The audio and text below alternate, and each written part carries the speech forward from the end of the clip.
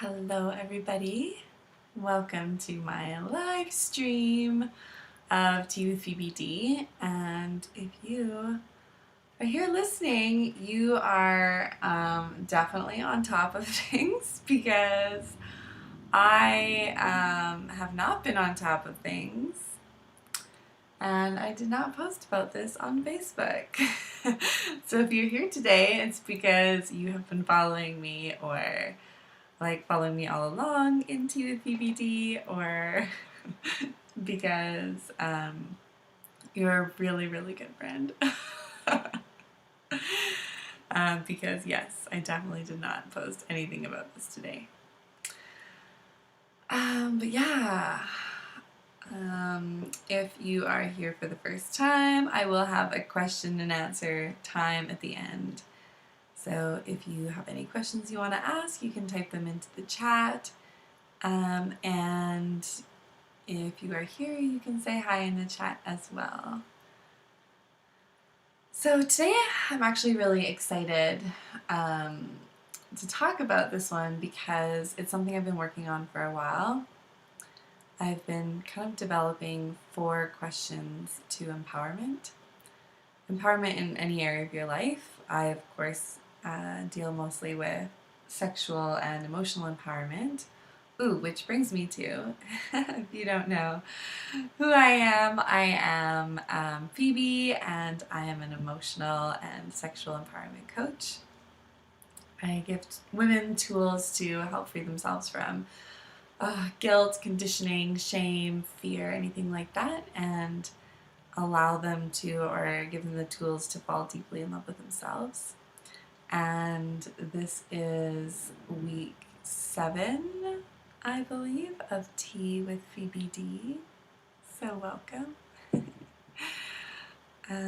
Yeah, so as I was saying, I've been developing these 4 questions on how to become more empowered.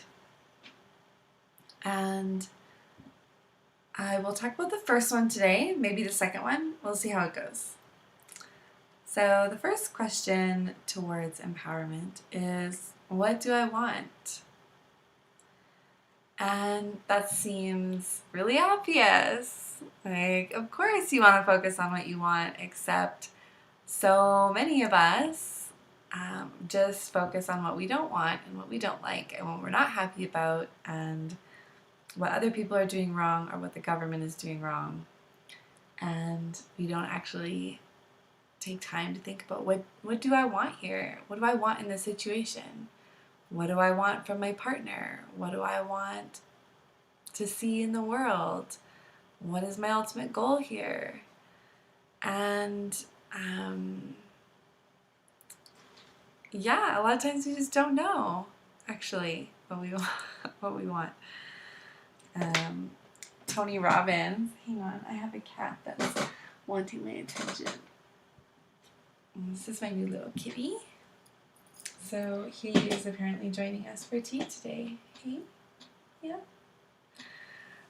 Tony Robbins talks about how we have problems, and problems are just questions without answers, and because we haven't phrased it as a question, it's hard to find answers. And so we get to have a problem and we get to carry it around and we get to show it to other people and we get to bond with them over our shared problems. And but when we start phrasing it as a question, then all of a sudden we have to start finding an answer. And sometimes we don't like that because we like having problems. Anyway, so, and let's see if I can give you an example. A problem would be, I'm not happy in my marriage, or I don't have any confidence, any self-confidence. Okay, so those are 2 problems. So how would they be phrased as answer, or as questions? What would I need? What do I think I would need in order to be happy in my marriage? What can I do to be happy in my marriage? Do I want to be happy in my marriage? Do I want to be in this marriage? How can I build more self-confidence? How can I figure out how to have more confidence? Who do I know that has self-confidence to ask them? So all of those questions have answers, but a problem doesn't really have an answer. It's just a problem and it stays that way. So, so that's all part of like, what do I want? What do I actually want here? And it's like traveling and not knowing where you're going. Like, you'll go places, maybe, but traveling with a destination and a purpose, like, it gives you direction. Like, if you don't know where you're going, how do you know if you're going to need like a bike or an airplane or a car? You know, like, you don't even know how you'll get anywhere, or like, I don't know, you'd have like no plan, unless your plan is just like to go somewhere, anywhere. And then that's a different journey, which I'm not talking about today. Yeah. So I feel like if you don't know what you want, if you only focus on what you don't want and what you don't like, you really kind of victimize yourself. Like, you would just allow yourself to be a victim of your circumstances and the government and your family and yourself. We're often our own, worst perpetrator, for sure. And you end up living kind of a passive life, affected by everybody and everything around you. But if you know what you want and you know where you want to go, then you're like, okay, I'm here and this is where I want to be. Then you can make a plan of how to get there. So it's a more active and empowered and creative life, which most of us, to think about it, would prefer over being a victim of ourselves or our circumstances. Except for the victim within us who loves to be a victim. I just had a chat with my victim this week, and she likes to be a victim, and she said she'll always be there for me when I don't want to face my problems. So, yeah. And if you know where you want to go and what you want, then you can start meeting your own needs and become fulfilled within yourself. So I'll just give you an example. Oh, that's the other thing I wanted to mention, is that it's really important when you figure out what you want to be really specific and measurable about what you want. So instead of just saying like, I want to be happier, what exactly would it take for you to be happier?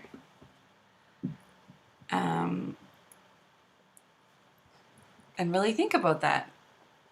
It has to be something that you can measure, and it has to be something achievable. So I'll just give you an example. I think that would be the easiest thing.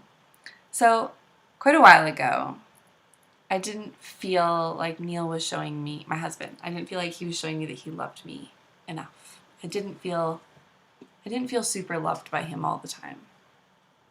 So I really sat down and thought, okay, what would I need in order to feel loved by him? And I am much more touchy-feely, talk about things than he is. And so I communicated with him that what I really wanted from him was every day I wanted him to give me a long hug and or kiss, at least 5 seconds long, and to look me in the eye and tell me something that he appreciates about me. So And it didn't have to be something different every day. He could say like more or less the same thing every day. And yeah, I didn't think that I needed anything different. So he's been doing that, and I feel loved. It worked. But I mean, when you first come up with something like that, you might have to alter it as you go. Or maybe if you're asking it of somebody else, maybe it's something that they don't think they could do, or they might not be willing to do. And so you need to kind of, maybe they can offer you something different that also might meet your needs, that they feel good with and you feel good with. So then that's great. Or maybe you think, this is what I really need in order to feel happy. And then you do it. You're like, no, it's actually not. I think I need to adjust it. And so you adjust it. So, but at least you're pointing somewhere and you're going somewhere and you have a goal. And so that is the first question. What do I actually want here? What do I want from my partner? What do I want from my family? And how do I go about getting that? Actually, that's not the second question, is how do I go about getting that? But the first question is, what do I want? So let me just check the time and see. Okay. If there's any questions, feel free to put them in the chat box right now. I think I'm going to move on to the second question for the last 10 minutes, which is, what can I do? And what are my choices? A lot of times we focus on what we can't do and what we don't have the ability to do that. We forget what we can do. And we forget that we do have choices. We might not like them. We might not like any of the choices that we have, but it's good to remember that we have choices. Actually, we always have choices. If not in our outer circumstances, although we can usually change those to some degree, we can always change our attitude about things, or we can find support or help. Tony Robbins, again, he talks about how one option is not a choice, two choices is a dilemma. You really don't have a choice unless you come up with three options, and you can always find three options. And again, you might not like them, any of them. You might not like them very much, but it's really important to come up with three options of something that you can do. One of the big things about this question is to realize and recognize your resources. Online is a resource. Your friends, your family, your past experiences is a resource. Your city might have resources. People, you can ask other people about resources that you could access, because sometimes people know about resources that you don't know about. And there's just, I don't know, like whenever I get stuck in a problem, whenever I go through these questions, I'm always amazed at this one, because I'm like, oh yeah, right. I have so many things that I could try here that I haven't tried. It's amazing how many resources we have when we stop and we think about it and figure it out. A lot of times people say, well, I can't say no. And we can say no, always. There's just consequences. Sometimes really horrible consequences, sometimes not so much. Sometimes people will just be mad. And that's an option. It is an option to say no. We would have to deal with the consequences, but sometimes we forget that it is actually an option, and that we're choosing to keep the peace, or to people please, or we're choosing it for our own health and safety. We're choosing not to say no. It's not that we can't, actually. So that's something else to think about. And so somebody the other day, I was talking to her, and she's like, I hate my job, but I don't have any other ways of making money. And I was like, You have no other ways of making money, really. Like, you could go out and you could get a job at McDonald's tomorrow if you wanted to. And she was like, well, yeah, but like that's not really what I mean. Like, I don't want to work at McDonald's. It doesn't line up with my values. And I'm like, okay, that's a different problem. I don't know what I can do to make money that lines up with my values that I would be happy working at. That's different than like, I can't make more money or I don't know how to make more money. And when you phrase it that way, it's like, oh, okay, I actually have a lot of choices. I could make money all these, 250 ways, but I don't want to, or it doesn't line up with my values to do that, but I actually could if I wanted to. And so then you realize that you're actually putting your values before, making money, which for some people would be a really good thing. And for some people, they'd be like, oh, I need to adjust my values, right? So that's just something to think about. So that would be the second question. What can I do and what are my choices? I'm just trying to think of a good example of this. I was just thinking about this the other day, actually. I went on a walk with a good friend of mine. And I told him, we were talking kind of about this, and I said, we can invest our time.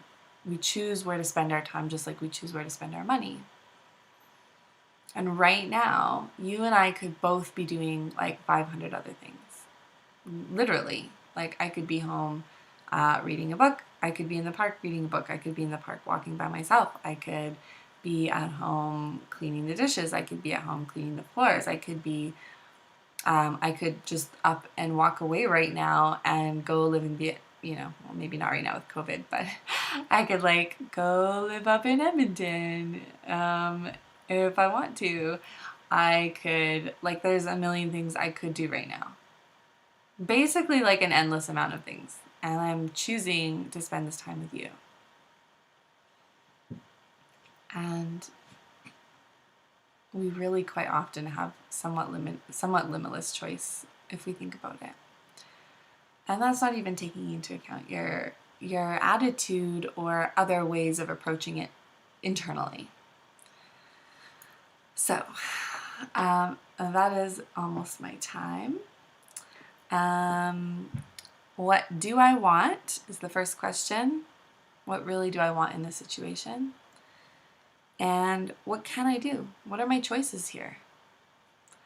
And then next week, I will talk about the next two questions, which quickly are, why do I want that? What do I think it will do for me? What kind of emotions am I hoping it will create for me? How am I hoping it will change my life? And then how can I give that to myself? How can I meet my own needs? And so, yeah, those are the 4 questions. So I will be talking about the next 2 next week, and I hope to see you then. Oh yeah, also, sorry, apparently I'm very distracted today. If you want to learn more about me, you can go to phoebed.com. That's PHOEBED.com. I will see you next week. Have a wonderfully messy week.